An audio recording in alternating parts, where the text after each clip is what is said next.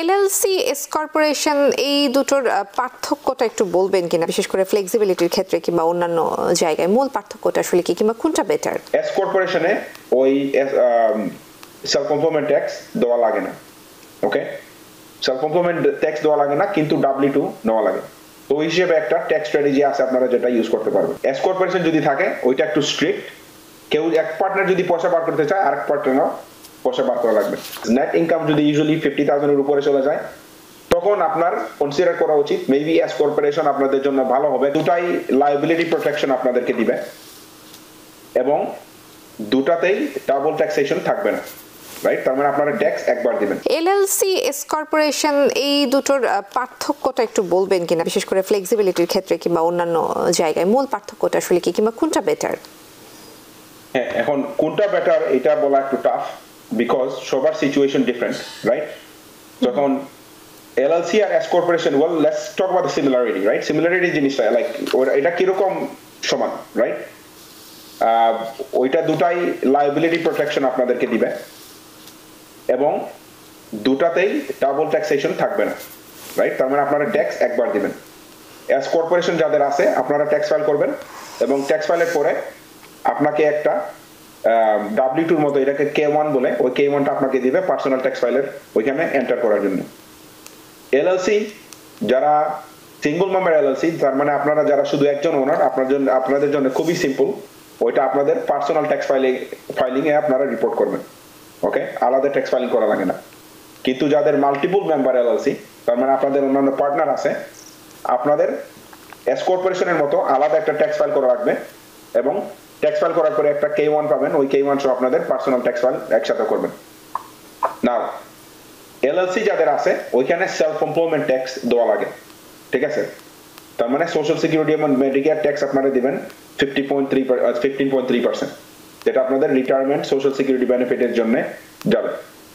S কর্পোরেশনে ওই self employment tax দেওয়া লাগে না। ওকে, সেলফ এমপ্লয়মেন্ট ট্যাক্স দেওয়া লাগে না, কিন্তু W2 নেওয়া লাগে। তো ওই হিসেবে একটা ট্যাক্স স্ট্র্যাটেজি আছে, আপনারা যেটা ইউজ করতে পারবেন। এলএলসি যখন আছে, আপনাদের যখন মাল্টিপল মেম্বার, অনেক সময় আপনাদের পার্টনারশিপের ক্যাপিটাল পার্সেন্টেজ অথবা প্রফিট পার্সেন্টেজ ডিফারেন্ট হইতে পারে, অথবা অনেক সময় যদি হয় যে আপনারা একজন ব্যবসাতে আছেন, যে কোনো সময় একজন পার্টনার পয়সা বার করবেন, আরেকজন পার্টনার পয়সা বার করবেন না, ওই ফ্লেক্সিবিলিটিটা আছে যেটা এস কর্পোরেশনে ফ্লেক্সিবিলিটি নাই। ওকে, এস কর্পোরেশন যদি থাকে ওইটা একটু স্ট্রিক্ট, কেউ এক পার্টনার যদি পয়সা বার করতে চায় আরেক পার্টনারও পয়সা বার করা লাগবে। এবং এস কর্পোরেশন আপনার বোর্ড মিনিট রাখা লাগে কর্পোরেশনের মতোই, because S corporation at the end of the day আপনার এমপ্লয়ার। তার মানে আপনি যদি এস কর্পোরেশন ওন করে থাকেন, ইয়েস আপনি এটা ওনার, কিন্তু এস কর্পোরেশন আপনার এমপ্লয়ার, ঠিক আছে? তার মানে আপনি ওই কোম্পানিতে কাজ করতেছেন এবং সব ইনকাম এবং এক্সপেন্স আপনাদের পার্সোনাল বিজনেস যেটা আছে আগে যেটা আমি বললাম আলাদা করে রাখা লাগবে, আপনারা মিক্স করতে পারবেন না। এবং যদি কোনো পার্সোনাল এক্সপেন্স বিজনেস এক্সপেন্স হয়ে থাকে ওইটার জন্য আপনারা রিএম্বার্সমেন্ট নিতে পারবেন, রিএম্বার্সমেন্ট নেওয়া লাগবে। কিন্তু এলএলসি যখন আসে, এলএলসি তে একটু ইজিয়ার, একটু ফ্লেক্সিবল। এবং ধরেন আপনারা দুইজন পার্টনার, আপনার পার্টনার একটা ক্রেডিট কার্ড ইউজ করতেছে, আপনি আরেকটা ক্রেডিট কার্ড ইউজ করতে পারতেছেন, এবং বছরের শেষে আপনাদের দুইজনের ক্রেডিট কার্ড ইউজ করে ডিটারমাইন করলেন কোনটা পার্সোনাল কোনটা বিজনেস। অনেক ফ্লেক্সিবিলিটি আছে যেটা এস কর্পোরেশনে নাই।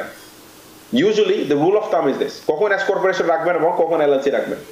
আমার সাজেশন ইউজুয়ালি থাকে একজনের নেট ইনকাম, তার মানে gross income minus expenses, net income যদি ইউজুয়ালি 50,000 এর উপরে চলে যায় তখন আপনার কনসিডার করা উচিত মেবি এস কর্পোরেশন আপনাদের জন্য ভালো হবে, কারণ আপনি তখন continue to self employment tax দেওয়া লাগতে পারে 50,000 এর উপরে চলে গেল।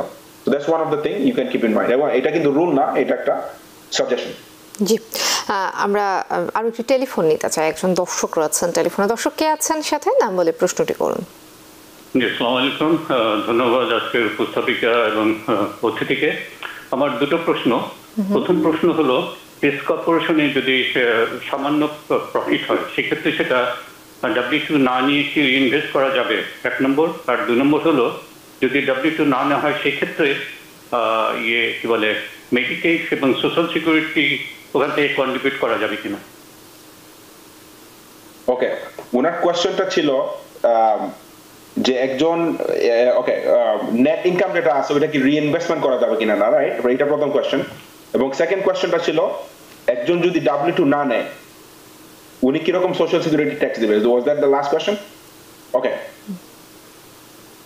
এখন এস কর্পোরেশনে ধরেন আপনার গ্রস ইনকাম 100,000, এক্সপেন্স 80,000, আপনার নেট ইনকাম এখন $20,000।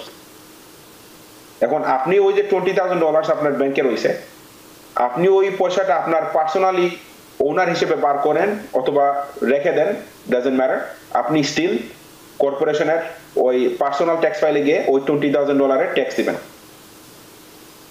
ফলোইং ইয়ার ধরেন আপনি ওই 20,000 আর একটা জায়গায় ইনভেস্টমেন্ট করলেন, ডাজন্ট ম্যাটার, আপনি আগে যেহেতু অলরেডি একবার ট্যাক্স দিয়ে দিয়েছেন ওইটাতে আর ট্যাক্স দেওয়া লাগবে না। ওইটা আপনি রিইনভেস্ট করেন অথবা ডিস্ট্রিবিউট করেন, ডাজন্ট রিয়েলি ম্যাটার। ডিস্ট্রিবিউশন যখন করবেন ওইটা শুধু আপনার বেসিসটা ডিক্রিজ করতেছে।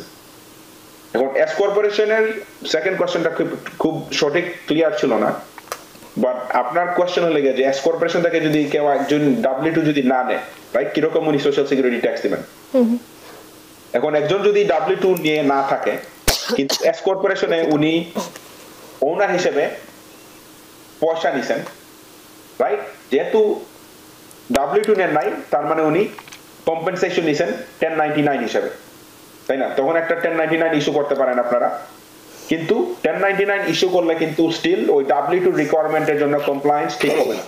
স্টিল আপনাদের W2 টেকনিক্যালি নেওয়া লাগবে এবং আইআরএস অতদিন একটু অডিট কম করে, but you still want be compliant, তাই না? বাট কোনো কারণে যদি একজন মানুষকে W2 না দিয়ে রেগুলার চেকে পে করা হয়েছে অথবা ক্যাশে পে করা হয়েছে, তখন আপনারা 1099 ইস্যু করতে পারেন to cover that expenses. New York থেকে সম্প্রচারিত TVN 24 টেলিভিশন বিশ্বজুড়ে বাঙালির কণ্ঠস্বর।